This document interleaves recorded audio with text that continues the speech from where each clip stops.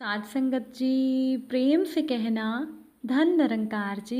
स्वागत है आप सभी का आपके ही चैनल पर। हाजिर हूँ मैं आप सभी के लिए एक बहुत खूबसूरत साखी लेकर। तो चलिए आज की साखी सुनते हैं। साध संगत जी, सलोनी के पिता ने शाम को ऑफिस से घर आकर अपनी पत्नी को कहा कि आज मेरा ट्रांसफ़र हो गया है, अब हम लोग एक नए शहर में रहेंगे, बच्चों को भी बता देना। सलोनी की माँ ने कहा, अब मुझे फिर से पैकिंग करनी होगी। नई जगह पर बार बार जाने की वजह से मैं तो तंग आ गई हूँ। कुछ दिन के बाद वो लोग लखनऊ में आ जाते हैं। वहाँ पर सलोनी के लिए सब नया था। सलोनी का दाखिला वहाँ के एक स्कूल में हो जाता है जो उसके घर के पास ही था। लेकिन पहले दिन स्कूल जाने में सलोनी को बहुत झिझक महसूस हो रही थी कि पता नहीं स्कूल का माहौल कैसा होगा। लेकिन सलोनी को स्कूल में कोई परेशानी नहीं हुई। वहाँ पर सलोनी की दोस्ती निहारिका से हो जाती है। दोनों साथ में ही बैठते हैं, साथ में घर आना जाना शुरू हो जाता है। क्योंकि जहाँ पर निहारिका का घर था, सलोनी का घर भी वहीं पास में था, जिसकी वजह से उनके परिवार भी एक दूसरे के नज़दीक आ जाते हैं। निहारिका के पिता और सलोनी के पिता भी अच्छे मित्र बन जाते हैं। धीरे धीरे समय बीत गया।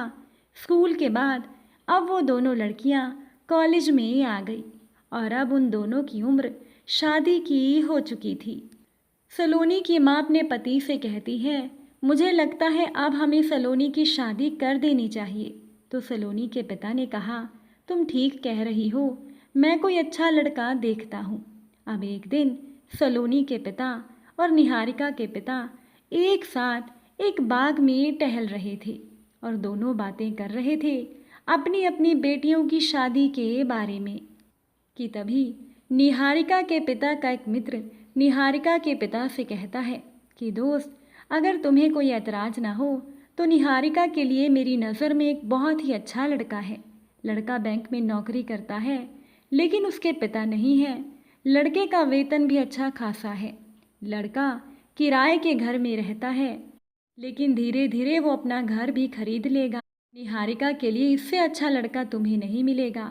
इस बात पर निहारिका के पिता कहते हैं, वाह मेरे दोस्त, अपनी बेटी की शादी मैं एक ऐसे लड़के से करवा दूं जिसका खुद का घर तक नहीं है, वो किराए के घर में रहता है।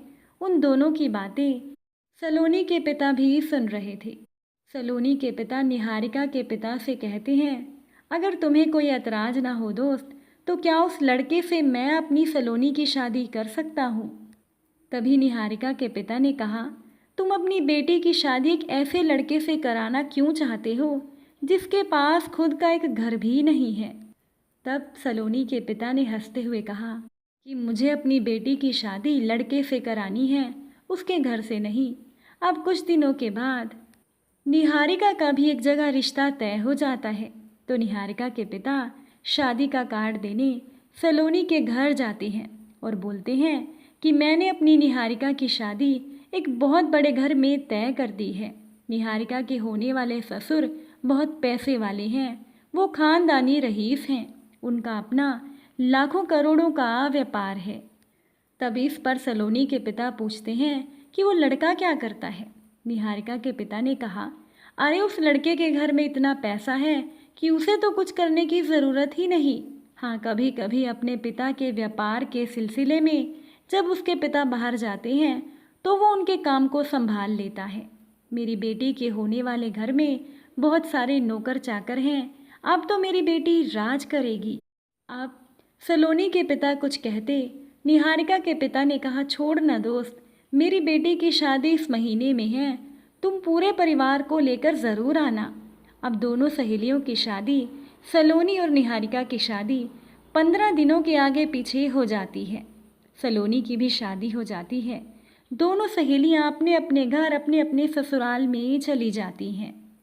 अब सलोनी और निहारिका दोनों जब मायके आती हैं, तब उस समय निहारिका ने बहुत ही महंगी साड़ी पहनी हुई थी, बहुत सारे गहने पहने थे, लेकिन सलोनी बहुत ही सीधी सादी लग रही थी। उसके कपड़े भी कुछ खास अच्छे नहीं थे, लेकिन फिर भी वो बहुत प्यारी लग रही थी।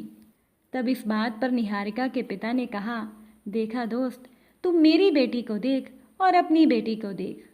मेरी बेटी के पास कितने महंगे गहने हैं। तब इस बात पर सलोनी के पिता ने कहा, कोई बात नहीं दोस्त, मेरी बेटी खुश है ना, बस मेरे लिए तो यही बहुत बड़ी बात है। कुछ साल बीत जाने पर निहारिका के ससुर का देहांत हो जाता है और काम की सारी जिम्मेदारी निहारिका के पति पर आ जाती है। लेकिन निहारिका के पति ने कभी भी अपने व्यापार में इतना ध्यान नहीं दिया था। ज़्यादातर समय वो घर में या बाहर घूमने फिरने में ही बिताता था, जिस वजह से वो अपने व्यापार को अच्छे से संभाल नहीं पाया और धीरे धीरे उसका सारा बिजनेस डूब गया। जिस तरह से मुट्ठी से रेत फिसलती है, उसी तरह से निहारिका के पति का सारा रुतबा, सारा धन धीरे धीरे खत्म हो जाता है। और अब तो स्थिति ये बन जाती है कि उन्हें अपने घर को बेचकर किराए के मकान में आकर रहना पड़ता है। और दूसरी तरफ सलोनी के पति का प्रमोशन हो जाता है, उसका वेतन भी बढ़ जाता है और वो अपना खुद का एक घर खरीद लेता है। वो एक अच्छा जीवन व्यतीत करने लगता है। निहारिका के पिता अपनी बेटी की ये हालत देखकर बहुत परेशान रहने लगते हैं। फिर वो सलोनी के पिता को कहते हैं कि हाँ दोस्त, तुम तो बिल्कुल ठीक कहते थे। आज मेरी बेटी की जो हालत है उसका जिम्मेदार मैं खुद हूँ। मैंने घर और पैसे को ज़्यादा महत्व दिया। लड़का कैसा है इस बारे में तो सोचा ही नहीं। केवल बाहरी दिखावा देखकर ही मैं आकर्षित हो गया और आज मुझे मेरी गलती का पछतावा हो रहा है। काश कि मैंने तुम्हारी बात पर ध्यान दिया होता कि तूने जो बोला था कुछ सोच कर ही बोला होगा। आज अपनी बेटी की हालत का जिम्मेदार मैं खुद हूँ। इसीलिए आज मैं हर एक पिता से कहना चाहता हूँ कि अगर अपनी बेटी की शादी करनी हो तो केवल घर ज़मीन और जायदाद देखकर नहीं, बल्कि लड़का देखकर करो। क्योंकि अगर लड़का अच्छा है तो सारी चीज़ वो खुद ही बना लेगा, लेकिन अगर लड़का ही अच्छा नहीं है तो इन सारी चीज़ों का भी कोई मोल नहीं, कोई कीमत नहीं। सलोनी के पिता निहारिका के पिता को समझाते हुए कहते हैं कि देखो दोस्त, अब जो होना था वो हो गया। अब हमें ये सोचना है कि आगे क्या करना है। निहारिका की मदद हम किस तरह से कर सकते हैं, अब हमें इस बारे में सोचना चाहिए। इसीलिए पछतावा करके अपना समय मत बर्बाद करो। तब निहारिका के पिता ने कहा, दोस्त तुम बिल्कुल ठीक कह रही हो। जो बीत गया है उसके बारे में सोचने के बजाय हमें आने वाले कल के बारे में सोचना चाहिए। इसीलिए साथ संगत जी, कोई भी पिता हो, अपनी बेटी की शादी करने से पहले एक बार ये ज़रूर सोचे कि शादी किससे करनी है। ज़मीन जायदाद घर है तो बहुत अच्छी बात है, लेकिन सबसे ज़रूरी है कि लड़का अच्छा होना चाहिए। अगर लड़का ही अच्छा नहीं तो सब बेकार है। आज की ये वीडियो आपको कैसी लगी कमेंट करके ज़रूर बताइएगा। फिर मुलाकात होगी आप सभी से एक नई साखी के साथ। साथ संगत जी प्यार से कहना, धन निरंकार।